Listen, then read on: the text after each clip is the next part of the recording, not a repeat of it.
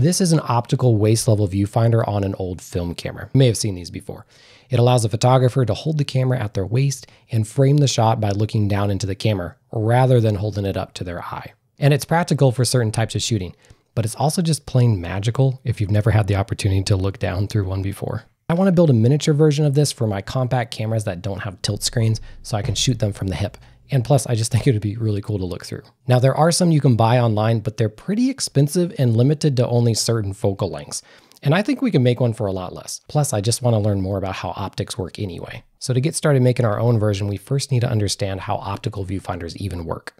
In an SLR camera that we're maybe most familiar with, the light passes through a lens and hits a mirror at a 45-degree angle. That mirror sends the light upwards into a series of pieces of glass that help focus the light.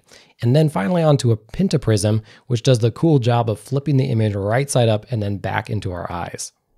What we're building doesn't need the pentaprism part since we want to look at an image from the top-down view, so we can stop there. And we're not going to use the camera lens up here, but we do need some sort of lens in the front. If you do a quick search online, you'll see that there are lots of random little lenses you can buy.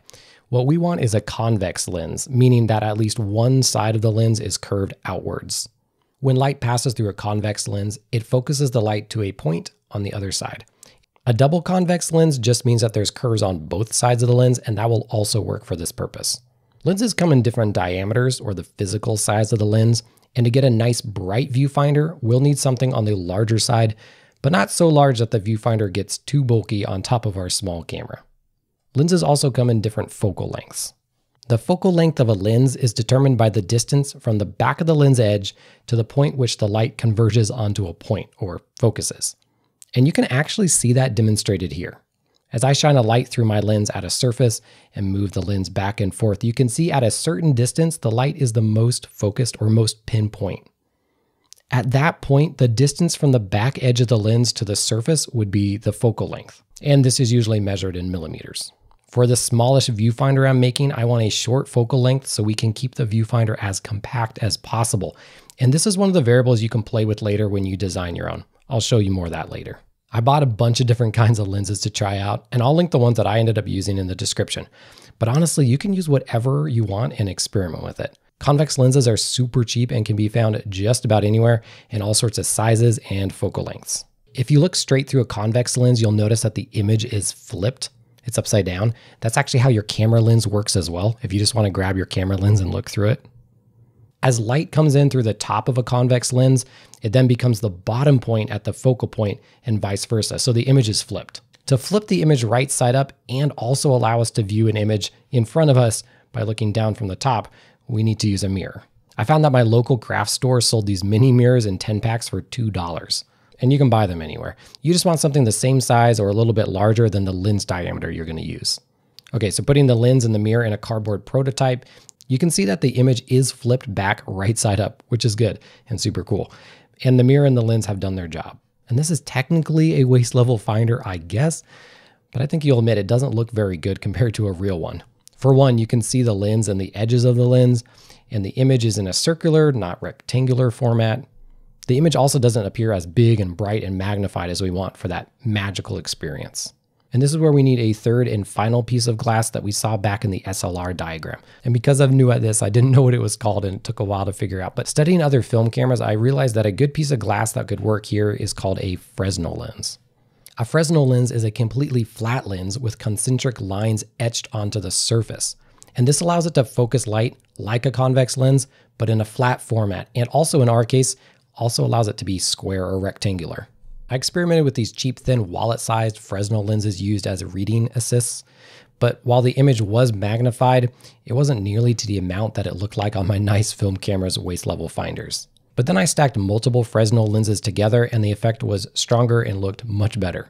So what we need here is a much stronger, thicker Fresno lens. I'll link these that I found as well. You can find them on eBay or AliExpress for about $5 a piece with shipping. But they're coming from China, so it's going to take like a month to get here. They come in a variety of sizes and focal lengths. For my smaller viewfinder, I chose the 30x30 size, and the wider 28mm focal length worked best. I tried a bunch here and that worked best. You'll see later why.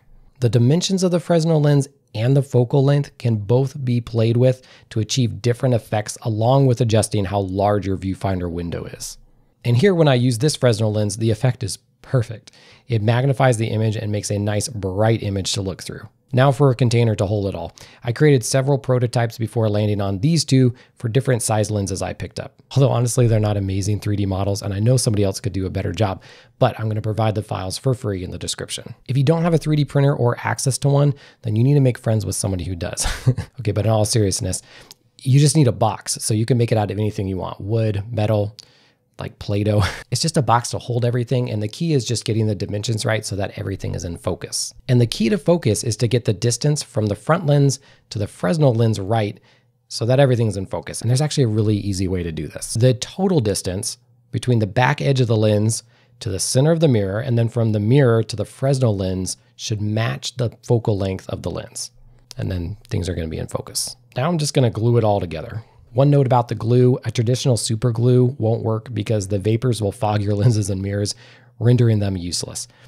I learned that the hard way. I don't know a lot about glue, but this is the glue I'm using now and it works great. It sets pretty quickly and it does not cause fogging, and it also can be removed fairly easily if you get it somewhere you don't want. And in my design, I'm gluing the lens on first, then after that is dry enough, I glue the mirror into place just so it's secure.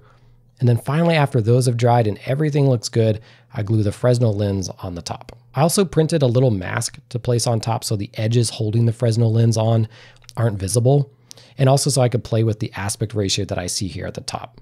And this is something you could also play with. And while we're on that topic, a note about the framing: the optics you use and the distance you place from the mirror will affect the focus, but it'll also change the amount of magnification from the Fresno lens, which then affects your framing.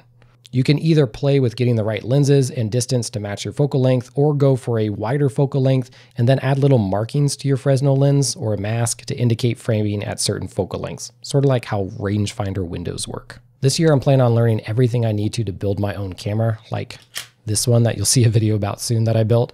So subscribe if you want to see more of that. Thank you to all my channel members who support this channel and let me spend a lot of money trying to figure this stuff out for you. Hopefully that was helpful.